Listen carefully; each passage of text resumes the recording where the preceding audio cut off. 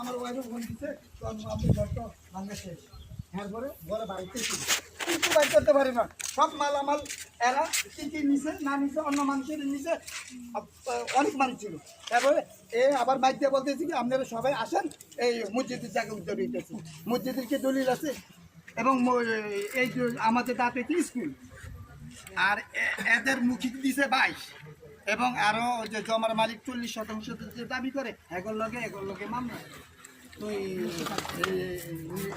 না মামলা চলে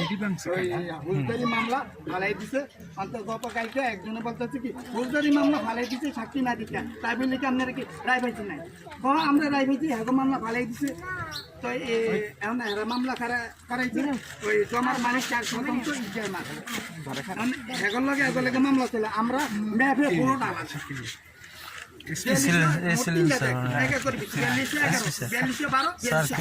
আমাদের হচ্ছে